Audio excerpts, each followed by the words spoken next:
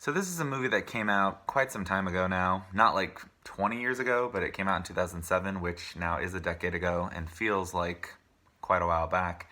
This is a film that falls perfectly in the category of mumblecore. Now, for those of you that don't know what mumblecore is, the basic way I can sum that up is it's not really scripted. It feels more like organic improv. And I like that. I like that in movies. I like when movies are able to kind of let the actors just kind of have all the playroom they want. There's like an outline of what you will do in the scene, but for the most part, they just kind of start filming and let you go for it. I don't know if this movie had a script. It didn't feel like it did, just because, again, it feels like the actors are just kind of talking amongst themselves of whatever comes to mind. And that is something that isn't uncommon for Joe Swanberg, who is a director that I really love as an independent filmmaker. And the cast that's in this movie, who are now known in Hollywood, not necessarily famous, but they are known, including like Mark Duplass, Greta Gerwig. It's a film that you could tell was one of Joe Swanberg's very first movies, and that you can also know just by looking that up. But the way it was filmed was not filmed with really a budget at all. This was shot on like a really simple camcorder, it almost looked like. I think it's a good practice skill, like a good practice movie. It's not going to be a movie that everyone's going to sit through or even really care for.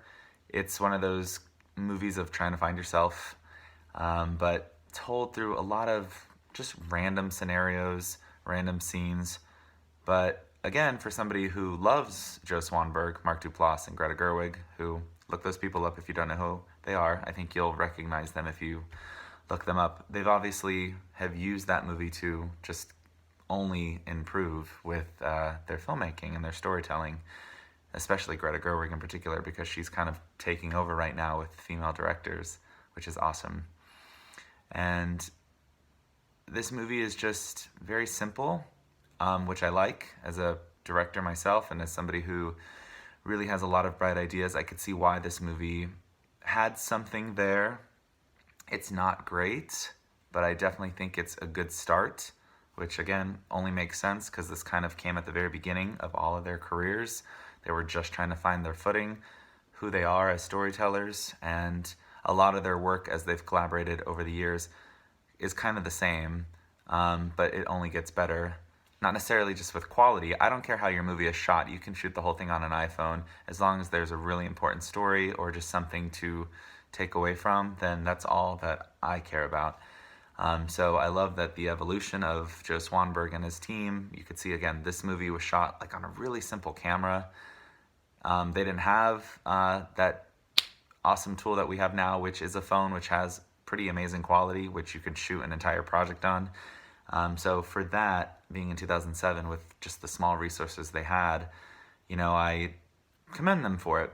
This wasn't their finest work, but I've loved the ladder they've just gone up in order to improve.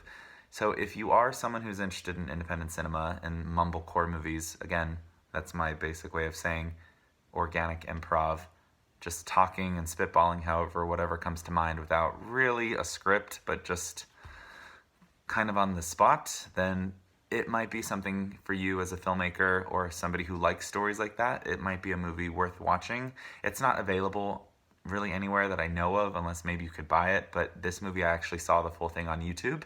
So if you get bored one day, just type in the title, Hannah Takes the Stairs, and you should just find it no problem. It's a short movie.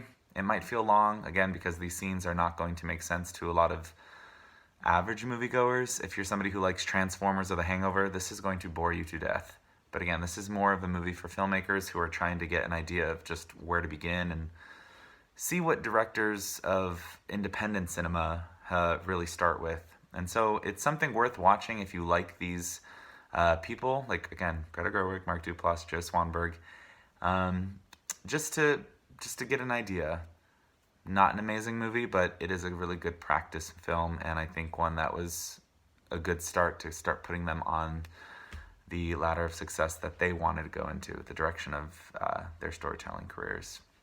Other than that, that's all I got to say. Check it out if bored. Cool.